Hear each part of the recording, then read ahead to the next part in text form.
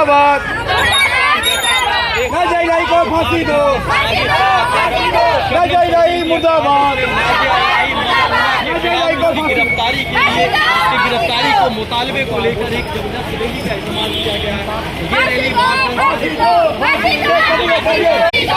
नाजिया इलाही खान के एक प्रोटेस्ट को ऑर्गेनाइज किया शबनम खातून ने, और ये आज मेमोरेंडम दिया जाएगा। मेमोरेंडम वार्डगंज थाने में दिया जाएगा और नाजिया को सख्त से सख्त सज़ा देने की मांग की जा रही है। ख़ासतौर से शबनम परवीन के एक सोशल वर्कर है, समाजी कारकुन हैं, उनके तरफ से ये एक प्रोग्राम का ऑर्गेनाइज़ किया गया है।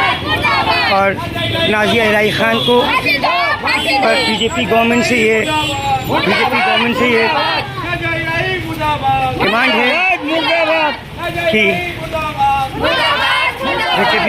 डिमांड है कि नाजिया को सख्त से सख्त सज़ा दी जाए। और ये लोग अभी जाएंगे वार्डगंज थाना और वहाँ पे अपना मेमोरेंडम सबमिट करेंगे। नाजिया को फांसी दो, नाजिया को फांसी दो, नाजिया मुर्दाबाद, नाजिया मुर्दाबाद,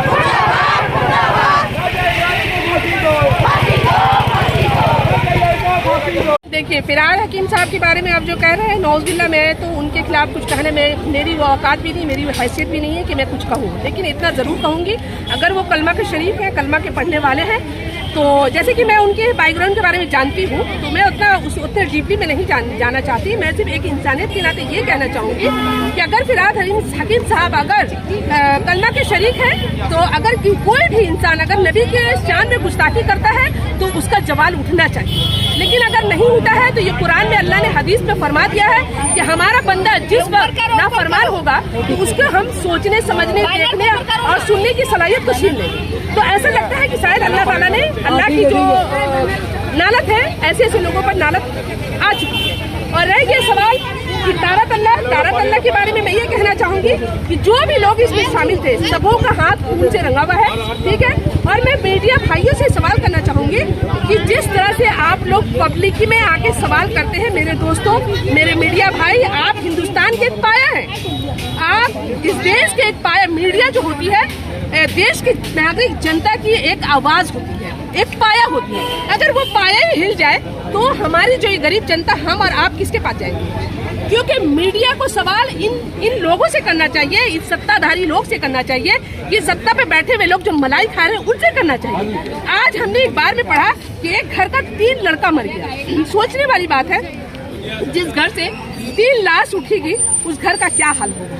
लेकिन देखिए, अल्लाह की शान देखिए, शायद अल्लाह ने इस करिश्मा में एक और लोगों को समझने का एक रास्ता दिया कि जो प्रमोटर था असगर हुसैन समधी, उसकी भी मौत हो गई। तो आज उनके घर वाले से भी अगर आप मीडिया पर्सन जाके सवाल पूछे कि भाई आपके जो घर के जो फर्द थे जिनकी इंतकाल हो गई, तो आपको कैसा महसूस हो रहा है, इस दर्द को आप किस तरह से महसूस कर रहे हैं, तो उनको समझ में आएगा। तो आज हमारे गरीब भाई लोग जो मर गए हैं, जो उसके अंदर दब गए हैं, आज उनके घर वालों पे क्या बीतती होगी। हमने 12 यही देखा है, हमने हमेशा इस सरकार, आज सरकार बदली है तो बदले में सरकार को हम कुछ नहीं कहना चाहेंगे, क्योंकि ये बदले में सरकार में हमने बहुत कुछ तब्दीलियां देखा है। जिस तरह से मिसाल के तौर पर जब मैं कल थाना गई थी, हमारा काम 5 मिनट में हो गया।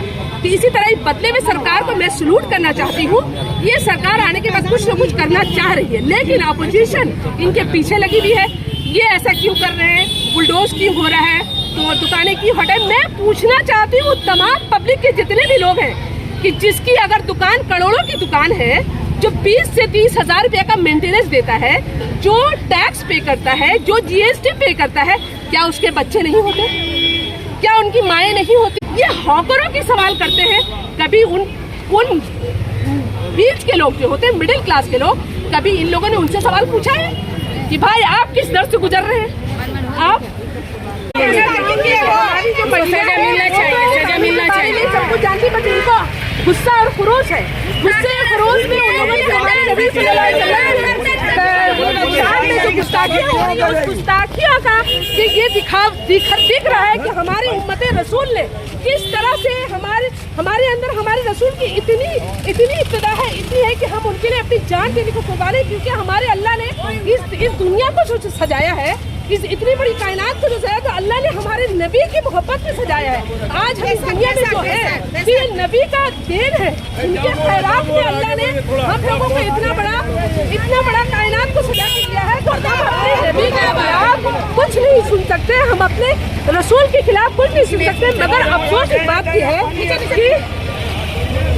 अफसोस के साथ मुझे ये कहना पड़ रहा है कि क्या मुस्लिमों ने हमें दुख नहीं दिया, दर्द नहीं, ये दर्द हमारे अपने ने दिया। तो नाज़िया इलाही का अगर किसमें है ना हिंदू ना मुसलमान है, अगर उसे मुसलमान कौम से इतनी नफरत है तो मैं उसको अपील करना चाहती हूँ कि तुम मुसलमान कौम से बिल्कुल बर्खास्त करो। और अगर तुम्हें कुरान के बारे में इतना कुछ मालूम है तो हमारे उलमा के साथ बैठो, डिबेट करो, हम मुसलमानों को समझाने की कोशिश करो। अगर हम नहीं समझते हैं तो हमारे रसूल और हमारे अल्लाह ने फरमा दिया है, तबलीग क्या थी?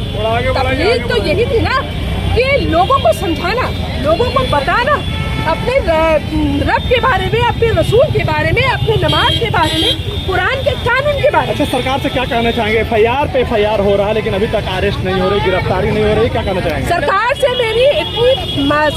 तो मैं सिर्फ इतना दरख्वास्त करूंगी कि हमारे इस देश में, सेकुलरिज्म देश में ये है कि कोई भी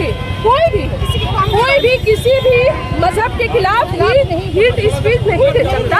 मगर ये सरकार से मैं मुतालबा करती हूँ कि हमारी सरकार अभी नई तब्दील हुई है और सेंट्रल में जो सरकार है, मैं उनसे कहना चाहूंगी कि इस बदौलत औरत को जल्द से जल्द गिरफ्तार किया जाए, क्योंकि अगर इसकी गिरफ्तारी नहीं हो रही है, अरेस्ट नहीं हो रही, पता नहीं किसका हाथ इसके सर में है, ये समझ में नहीं आता।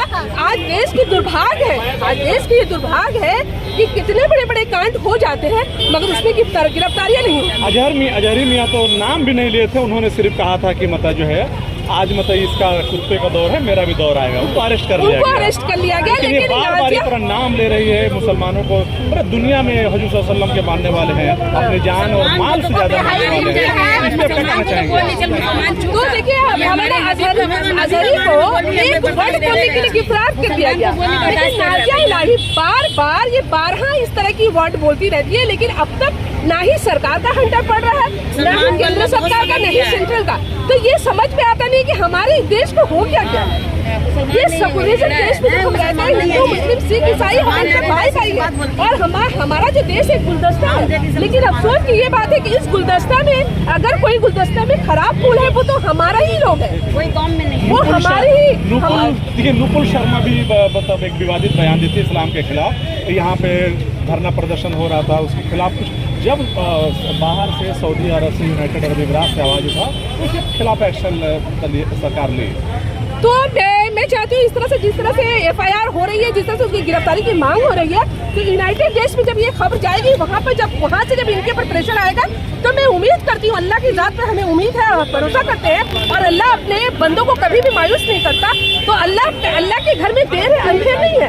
इंशाअल्लाह रहमान में यकीन के साथ कहते हैं, अल्लाह की जात पर मुझे भरोसा है कि ये बाजार औरत एक दिन गिरफ्तार होगी। और मैं सरकार से ये कहना चाहूँगी कि इसे फांसी नहीं देकर इसे तिल मारा जाए, मौत तो ये दावत दे, मौत तो ये बुलाए, ये ललकारे कि मुझे मौत हो जाए, इसको वैसी मौत होनी चाहिए। फांसी तो आज चढ़ा दिया जाए, कल फांसी हो जाएगा, उसका दर्द उसको पता नहीं चलेगा।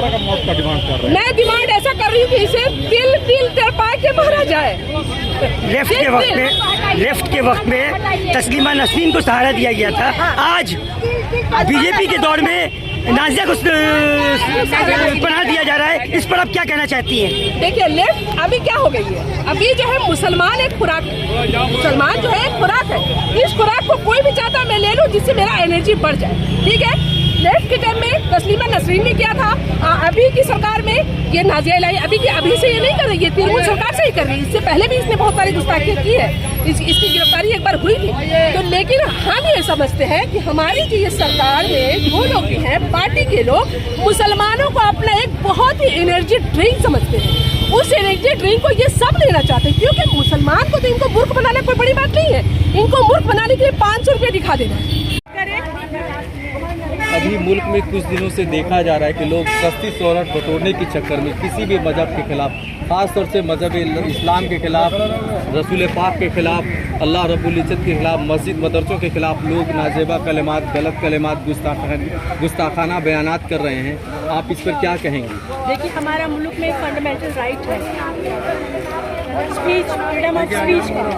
इसको फ्रीडम ऑफ स्पीच का लेकर कुछ भी बोलने लगेंगे तो ये तो बात नहीं है ना। फ्रीडम ऑफ स्पीच का लोग जो मास पिटीशन किए हैं, ये नाज़िया इलाही का जो भी मुंह में आता है, खुद को मुसलमान बोलती है, सनाती बोलती है, क्या बोलती है उसको खुद ही नहीं पता है। कुछ भी और बोलने लगती है, उसको इतना ही किसी के बारे में खिलाफ में बोलना है, हमारे प्रॉफिट के बारे में, माँ आयशा के बारे में, तो हमारे उलमा से डिबेट करें, हमारे इस्लामिक एजुकेटेड जो जानते हैं उससे डिबेट करें। ये पब्लिक में बोलकर आपस में आफत करवाती है, ये हिंदुओं को भड़काने की कोशिश करती है।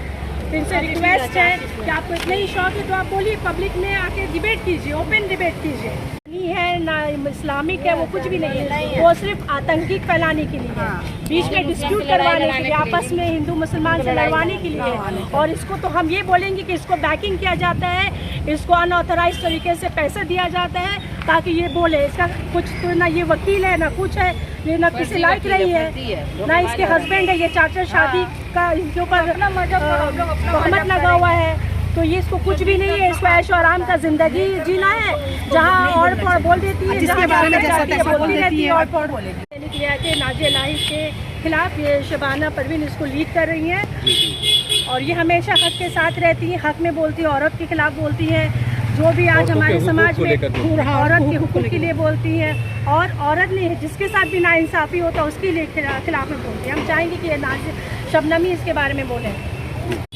अब देखिए, फैयाज अहमद खान बहुत बड़े एजुकेटेड हैं, बहुत बड़े लायर हैं, हाई कोर्ट के लायर हैं, बहुत कुछ है। हम लोग को तो नहीं है, हम लोग एक नाजीज अल्लाह के बनाए हुए एक बंदे हैं और हमें अल्लाह ने जो सोचने समझने की सलाहियत दी, उस सलाहियत के बिना पे हमने आज ये पटिशन डाला है।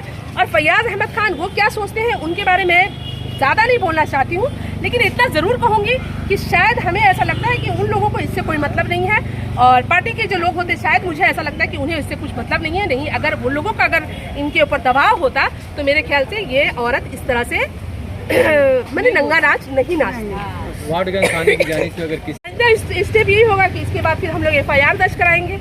ठीक है, अभी मास पिटीशन अभी हमने मास पिटीशन दिया है, इसके बाद देखते हैं कि इसके क्या कार्रवाई होती है। उसके बाद आगे फिर हम अपने लॉयर से सबमिट समझेंगे, क्योंकि जो भी हम काम करेंगे कानून के दायरे में रह के करेंगे, संविधान के दायरे में रह के करेंगे। ऐसा ना हो कि आज मैं कुछ काम कर दूं, कल हम मुसलमानों की हंसी हो, जग हंसाई हो। हम जग हंसाई कराना नहीं चाहते हैं। हम जो भी काम करेंगे अपने लॉयर से कंसल्ट करके कि हमें क्या करना है, क्योंकि हमें इस चीज़ की उतनी सूझबूझ नहीं है कि हम अपने तरीके से कुछ करें। हम जो करेंगे कानून के पढ़ने वाले, कानून के जानकारों से, अपने से बड़े से लोगों से उनसे मशवरा करके ये काम करेंगे कि इस बज़ात इस बदकलाम औरत को, ये नबी की शान में बोलने वाली, इसको किस तरह से इसको सजा दिया जाए। बहुत शुक्रिया।